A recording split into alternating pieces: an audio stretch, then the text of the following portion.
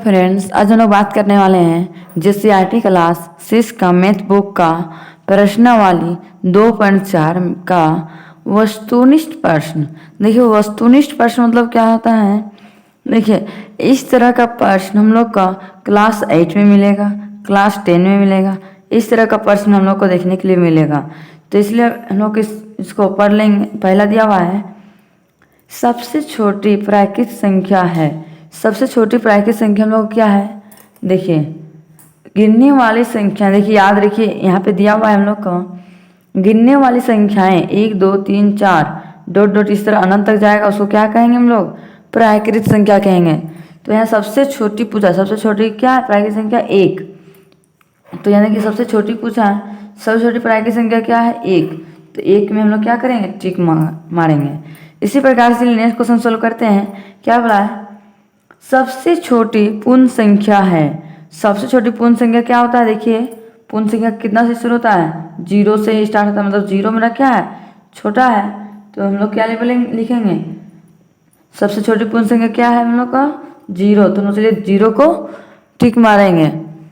Next बोला है 117 गुना 0।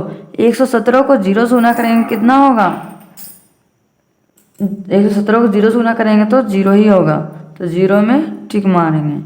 8 को भागा देंगे 0 से तो कितना होगा हम लोग का, 8 को 0 से भागा देंगे तो 8 भी नहीं होगा। 8 को 0 से भागा देंगे 0 भी नहीं होगा। 8 को 0 से भागा देंगे तो 1 भी नहीं होगा। तो ये मेरा सॉल्व होगा क्वेश्चन, सॉल्व नहीं होगा। तो ऑप्शन ए में दिया है 8, ऑप्शन बी में 0, ऑप्शन सी में 1 और ऑप्शन डी में परिभाषित नहीं है। तो परिभाषित नहीं है, इसको टिक मारेंगे हम। नेक्स्ट क्वेश्चन दिया हुआ है, 0 को डिवाइड 7 से करेंगे तो कितना होगा, 7 होगा, नहीं 0 ही भी नहीं होगा। तो हम लोग इसको क्या बोलेंगे, 7 भी नहीं होगा। 0 को 7 से डिवाइड करेंगे तो मेरा कितना होगा, 7 होगा, नहीं होगा। 10 भी नहीं होगा।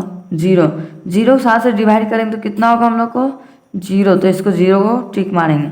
अब बताइए 625 को 1 से गुना करेंगे तो कितना होगा, और 625 होगा। तो 625 कहाँ है, ऑप्शन ए में 1 है, बी में 0 है और सी में 625 है और परिभाषित नहीं है। तो 625 हम लोग क्या होगा, आंसर आ रहा है, इसलिए 625 को हम लोग टिक मारेंगे। देखिए नेक्स्ट क्वेश्चन हम लोग को क्या दिया हुआ है, इनमें से कौन योज्य तत्समक है। इसमें ऑप्शन देखिए, ए में 1 है, बी में 0 और सी में 4, इनमें से कोई नहीं। इसमें कौन सा तत्समक है, ये हम लोग को क्वेश्चन पूछा है। तो बताइए यहाँ में से कौन योज्य तत्समक है। एक तो नहीं है, 0 ये है। जोड़ेंगे, मान लीजिए कोई भी संख्या को जोड़ेंगे तो हम लोग कितना होगा, 0। तो 0 टिक मार दीजिए। अब नेक्स्ट हम लोग आते हैं 8वां नंबर क्वेश्चन। क्या बोला है, इनमें से कौन गुणात्मक तत्समक है। गुणात्मक मतलब किसको गुना करने से हम लोग को तत्समक बनता है। तो देखिए 1 0 ए एवं बी, इनमें से कोई नहीं। तो यहाँ पे दिया हुआ है गुना करेंगे तो कितना होगा, 4 को मान लीजिए 4 को 0 से गुना करेंगे तो कितना होगा हम लोग को, 0 ही होगा। तो इसलिए हम लोग को बी नंबर ऑप्शन है। नेक्स्ट क्वेश्चन दिया हुआ है, इनमें कौन गुणन का क्रम विनिमय नियम को दर्शाता है। देखो कौन क्रम विनिमय को नियम को दर्शा रहा है। देखिए यहाँ पे दर्शा रहा है, 4 को 8 से गुना करेंगे कितना होगा, 4 8 32, 800 के 32 गुना करें तो दोनों तरफ 32 आ रहा है। बी नंबर में कितना दिया हुआ है, 4 गुना 8, इसको गुना करेंगे तो 4 8 32 हो गया। 4 + 8 बराबर 8 + 4। ये तो मेरा गुणन का क्रम विनिमय तो नहीं बन रहा है। इनमें से कोई नहीं, ये भी नहीं बन रहा है। तो हम लोग क्रम विनिमय कौन ला है, जो बराबर के इस पार और इस पार दोनों तरफ सेम संख्या और सेम गुना होना चाहिए, उसको क्या बोलते हैं हम लोग, गुणन का क्रम विनिमय।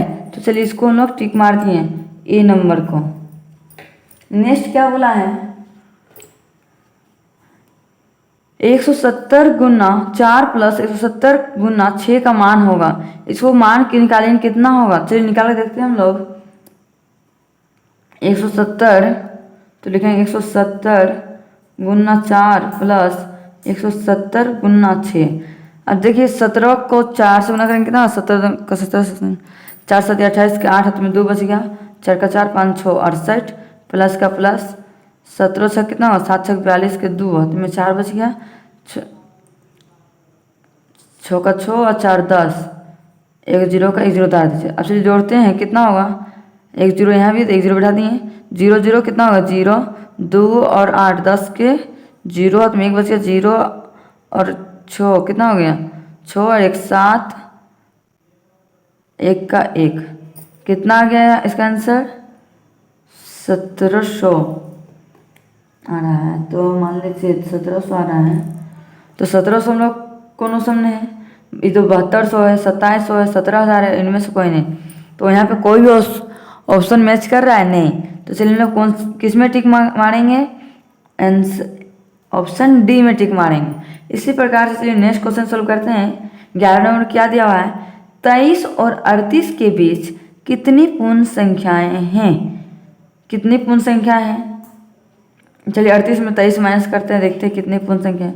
38 में 23 माइनस कर देंगे, 8 में 3 गया तो 5, 3 में 2 गया तो 1, तो 15 है। तो देखिए हम लोग 15 कहाँ है, ऑप्शन ए में तो 14 दिया हुआ है, बी में 15 है, तो बी में तो मिल रहा है हम लोग को, तो ऑप्शन नंबर बी को हम लोग क्या करेंगे, टिक मार देंगे। इसी प्रकार से चलिए हम नेक्स्ट क्वेश्चन सोल्व करते हैं। 12 नंबर क्वेश्चन क्या दिया हुआ है, 1000 का पूर्ववर्ती है, 1000 का पूर्ववर्ती क्या होगा, पूर्ववर्ती मतलब क्या होता है, पहले। तो चलिए हम पहले निकालते हैं, 1000 में 1 माइनस करेंगे कितना होगा, 10 में 0 में 1 जाएगा नहीं, तो 1 बचा लेंगे, 10 में 1 गया तो 9, फिर 9 में 1 गया तो 9, तो इसका आंसर कितना आया, 999 का, ऑप्शन ए में 899 999, तो ऑप्शन नंबर बी को टिक मारेंगे।